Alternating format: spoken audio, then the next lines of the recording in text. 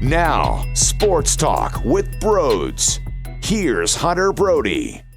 What is going on, everyone? This is a beautiful Saturday. And how am I spending this beautiful Saturday? Well, talking about the 76ers, of course. And Brett Brown spoke to the media on Zoom. I was in that Zoom call, and he definitely made it longer than it needed to be at times. He made his answers stretch out. That's what Brett Brown does. He also informed us that him and his dog walk around the block all the time, and he enjoys cooking out of the crock pot. I mean, you name it. We probably talked about it in that Zoom call with Brett Brown, but there was plenty of interesting words that he used and interesting answers that I would love to dive into. But before we do, of course, we need to hear a word from my sponsors. That this episode of Sports Talk with Broads is sponsored by Orbit Energy and Power. They set the standard for clean energy. Whether you are looking to add solar to your home or to your company, Orbit Energy and Power works directly with you to ensure that you are getting the best deal. That's not all. They also provide water purification systems, backup energy services, battery storage, and more. So make sure you visit them online at orbitenergy.us or call them at 800-836-3987.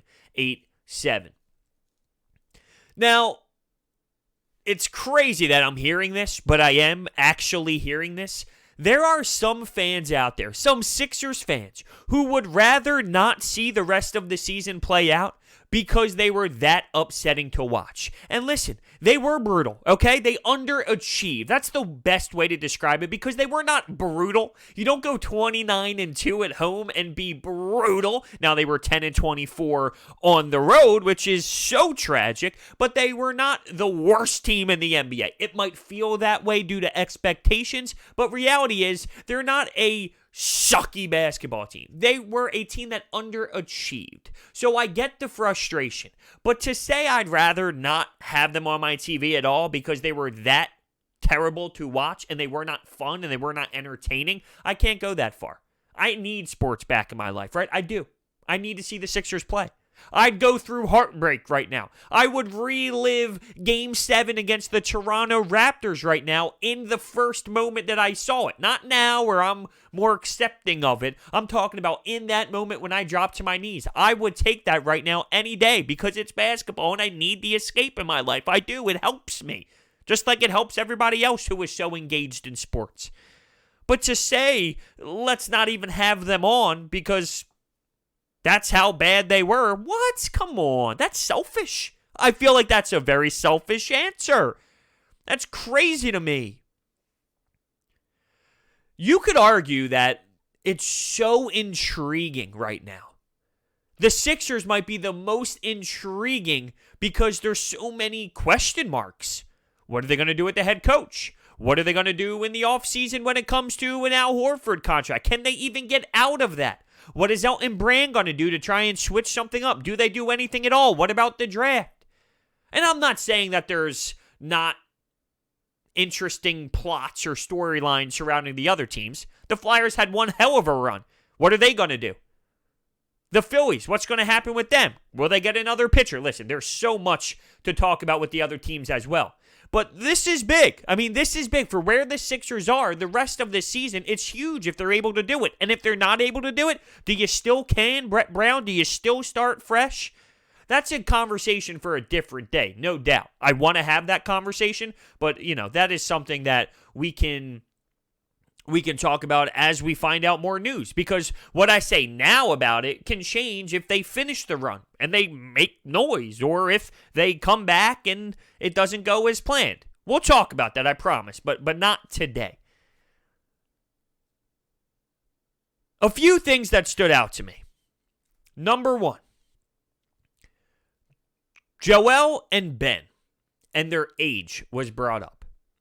And if you've been listening to me talk about the Sixers for a while now, you know where I stand when it comes to winning championships and where you need to be to win championships. Now, Brett saying it, how much value does that hold? Maybe not a lot, because I understand that his time is clearly clicking. right? I mean, it's obvious the time is ticking. That might be the best way to say it. Come on, bros. I'm sorry. It's sunny outside. I had a lot of sun today. I'm not used to having that much sun because I'm not allowed out of the house. His time is ticking.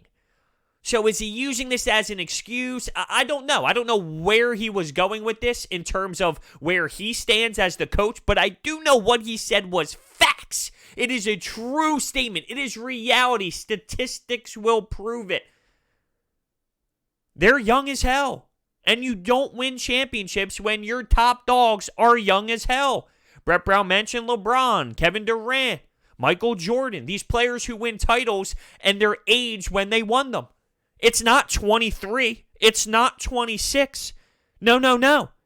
It's in that 28 range. And then that window starts to open up. 28, 29, 30. Like, that's when you dominate the NBA, when you are a top-tier talent. He is right. Now, why is he saying that right now? I don't know.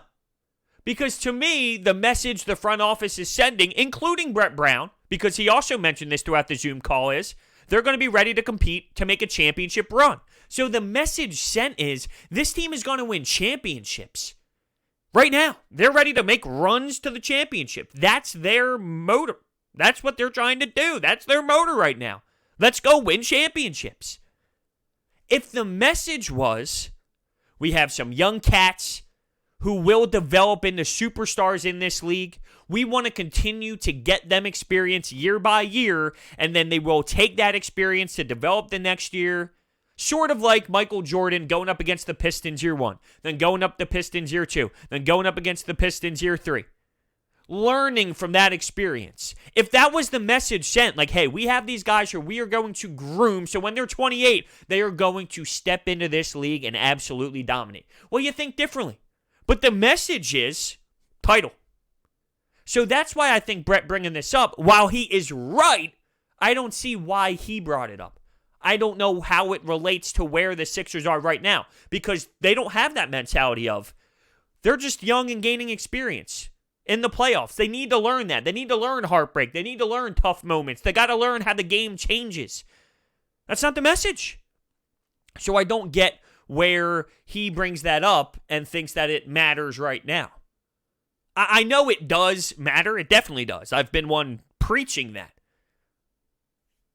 The way they talk about going to the championship, though, and the way they talk about winning titles, it's not on the same page. There's no connection. There's a disconnect somewhere.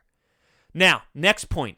He talks about Joel Embiid in the playoffs, and he wants to play Joel about 38 minutes a night. And I think that's very fair. It's a 48-minute basketball game. You got Joel out there for 38 minutes? Sure.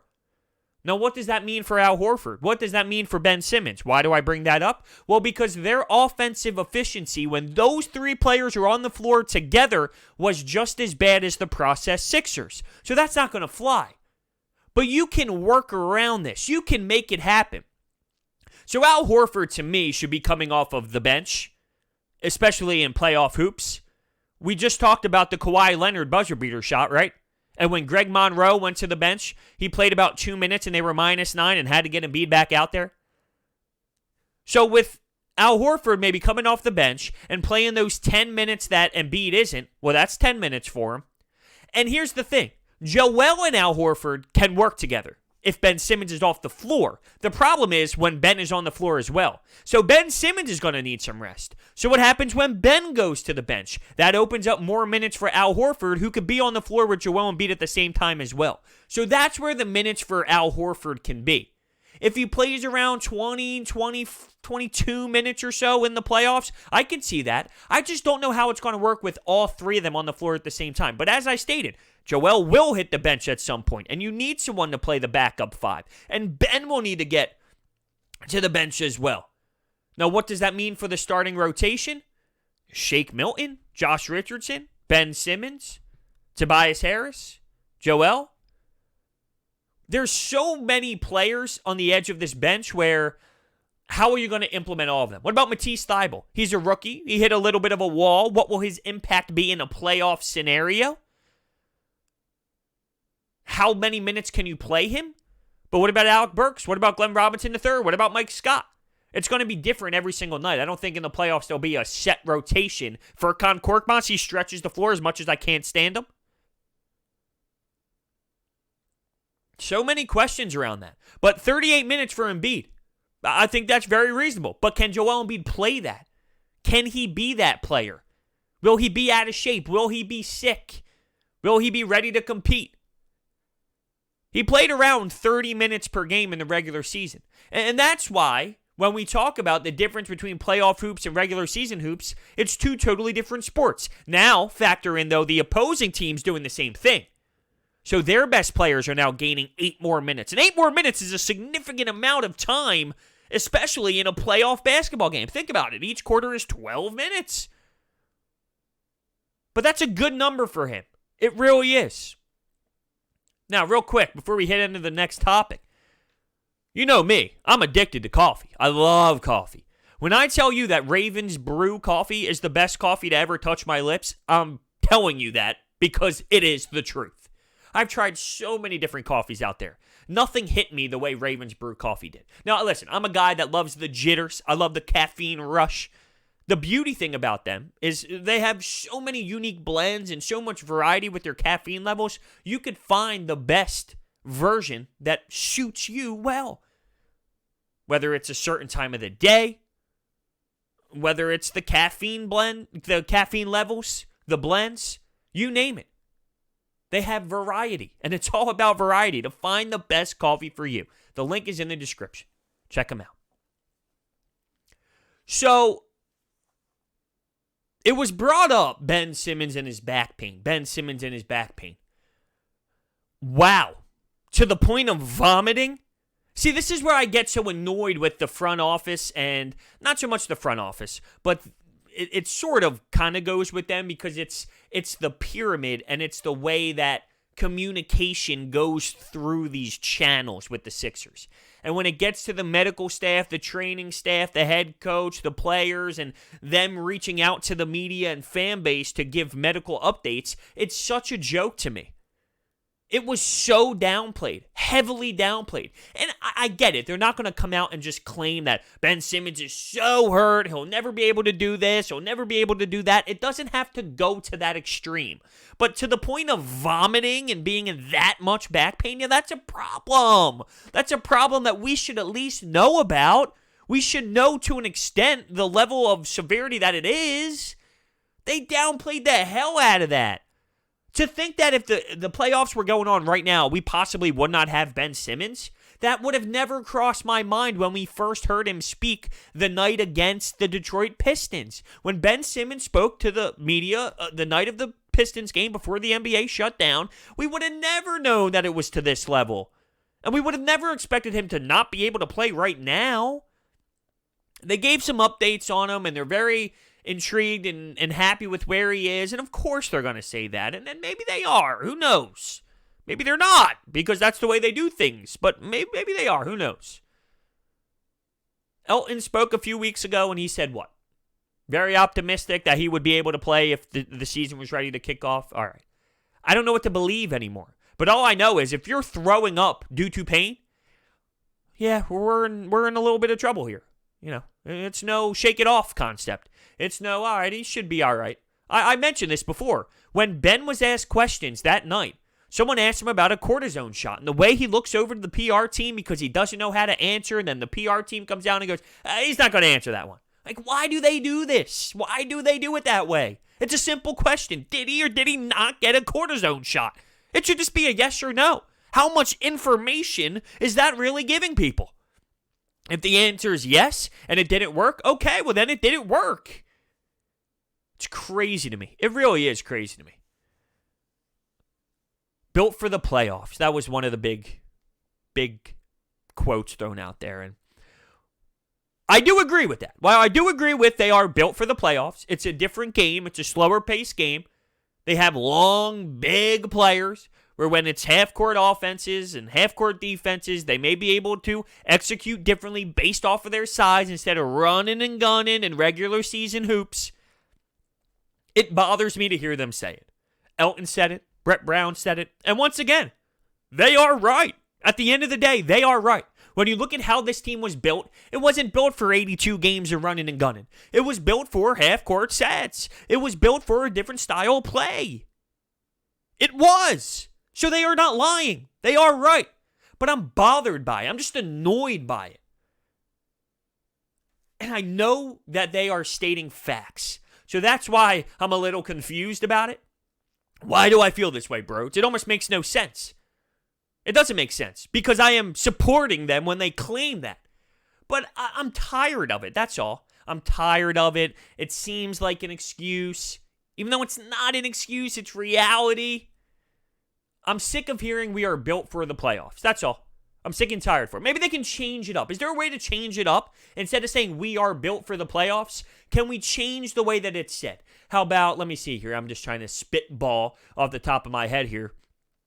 This team can win games in the postseason. I don't know. That's something. All right, I'm sure they can beef it up a little bit more if they wanted to.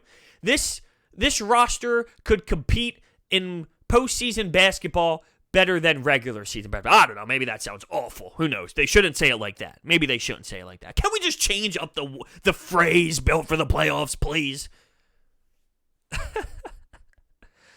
So the starters played 19 of 65 games together.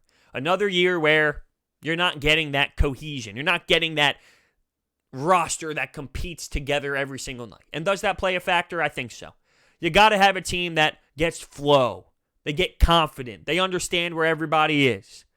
You just don't get that with this team. On top of flipping around the rosters all the time. And here's a new player. Here's Tobias. Here's this player. Here's a new bench. Here's Alec Burks. Here's Glenn Robinson. I mean, Brett Brown gets thrown so much stuff. It's ridiculous. And to think that doesn't matter, well, it does matter. Now, he was asked about his thoughts on the future here in Philly. And he said he thinks about it, right? But it won't weigh him down. So he thinks about it. And I don't think that that's bad. That's being a human being. Of course he does. He probably doesn't know how this is going to end either. If the season doesn't finish, what does that mean for him? Does he deserve another chance? Did he get a fair chance? I would say yes, and I'm a Brett Brown fan. I don't think he's nearly as bad as what people say he is. But I would think it's time for a new message. That's all. I wonder, though, what this does mean for him moving forward if there's no season. If there's a season, is that enough? Is that enough to say he had his chance? Or do you go back and give him the excuse of, well, he had a chance, but was it a fair chance this year? Once again, I think so, but only time will tell. And that's why I'm so intrigued with this offseason. The NBA, to me, it's just intriguing. Because if they get back, you have something to base it off of. But do you base it off of something that's fair? Or is it very skewed? Is it flawed? How about this? The lessons from The Last Dance. The best player takes it by the throat and leads. But it also can be done by committee. And that's something he pushed. Now, that's not the exact words. I'm paraphrasing. But he went with that narrative as if he is enjoying watching Michael Jordan. And he's enjoying watching what the Bulls did. And hopefully these players, Ben Simmons, Joel Embiid, maybe even to an extent Tobias Harris, right? Those type of players will take it and embrace it. But I do agree with him. People fall in love with the Michael Jordan, that mentality, that killer instinct. That's what everybody says. But to act like that's the only way to win a championship, well, that's not necessarily true. I love it, though. I'm not knocking MJ. I thought it was fantastic. He's obviously one of the greatest, if not the greatest to ever do it. And his killer mentality is special. But to defend Michael Jordan, there's only one Michael Jordan. There's only a few people with that legitimate killer instinct. That's what makes him so special to the people that love him to the insane degree. To act like Ben Simmons, Joel Embiid, and all these players need it. Well, if all these players, I'm sorry, not need it, but well, sure, yes, need it. But I'm saying if all these players had that, then Michael Jordan wouldn't be that special. That's what makes him so special. It's so unique. His compete level is so unique. People want to say that Jimmy Butler has that mentality. Well, that's great. What has he ever won? And I love Jimmy. He might have it to a very, very, very, very, very, very minor degree. But what has that got him? It has him nothing. He hasn't won a championship. He's not taking over the league by storm. Love his dog attitude. But it's not relating like it did with Michael. So anyway, moral of the story, Brett is looking at The Last Dance, and he is adding it to these, he's having these calls with the team, with the medical staff, with this, with them, all the Sixers people in the organization, and they're talking about what they're going to do, what they're going to implement, and they're just having conversations, and he brought up the lessons from The Last Dance and how it can teach these players now, how to take that next step. Maybe Ben and Joel learn from that Chicago Bulls Pistons fights back and forth. Not the physical fights, of course, but the playoff runs and learning from that and getting heartbroken and bouncing back and the next day back at the gym as soon as the season ends. Things like that. There are lessons to be learned from The Last Dance, and I do think that is a very good point. I think there's value in that, and I'm glad that Brett is running with that. So I want to end on this. 29-2 at home, 10-24 on the road. What is more impressive? To me, look, I know 10-24 is bad. It's abysmal. It's truly embarrassing when you think about how good this team is at home. But 29-2 is better than the Milwaukee Bucks at home. 29-2 is insanity. It's so intense in that building. It's miraculous to a degree to think that they are 29-2 at home in 31 games. That is mind-blowing. Now, it's just as mind-blowing that they can't win on the road, no doubt. I'm not throwing that away and pushing it aside as if that does not matter. It absolutely matters. They're going to have to win on the road. They're going to have to win in the playoffs on the road away from the Wells Fargo. Now, at this point, is everybody on the road? Technically. If they go to Florida or something, maybe, I don't know where exactly they're talking about. If they go to Florida, it's the Walt Disney, right? So it wouldn't be Orlando's arena or whatnot. So yeah, technically everybody would be, to an extent, on the road. 29-2 to me is more impressive. Everyone loves to look at the negative stuff. Sadly, that's reality. You turn on the news, you don't hear about the great stuff. You might for about 2 minutes. The rest of the 58 minutes, murders, burglaries, fires, it's all the bad stuff. Everyone instantly goes to the bad stuff. Why? Why is that? Let's look at the positive. Insanity. We witnessed insanity at the Wells Fargo Center, but let's focus on the disgusting stuff. Once again, there's value in looking at what they did on the road and saying that's piss poor, that's bad. I'm not making it seem like that isn't bad at all. It is.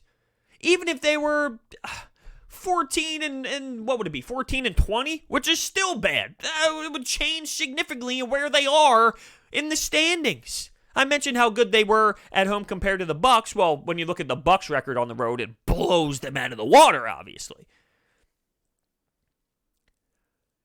It's just getting disrespected, I feel, how great they played when they were in South Philadelphia. And I miss it. I truly miss it. To think that postseason ball could have been happening right now. 8 o'clock on ABC. You get the primetime games, maybe an afternoon playoff game, 3:30 ABC.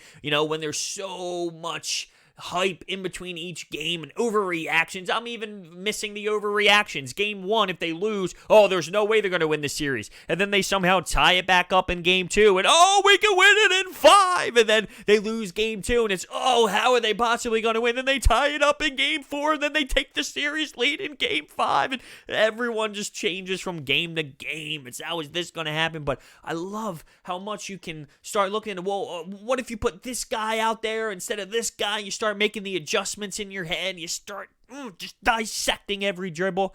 It's something that I totally miss. And who knows, maybe we will see it. It does seem like, to an extent, sports are starting to get pushed in the right direction. And as I stated with the MLB video I just put up, because the owners and the players are somewhat flip-flopping, and it might seem like steps are getting taken back and moving forward, taken back and moving forward. When you look at the timeline as a whole, the timeline, even though it's flip-flopping between the two, it's still forward. So if on the one end it's seasons postponed, and then the other end is getting back on the court, it's still trending in the right direction, even though there might be some wobbling back and forth when it gets to the owner stuff. the finances is going to be a problem. Hopefully, it's not too much of a problem. And with the NBA, they're in a different spot right now compared to the MLB. Two different scenarios.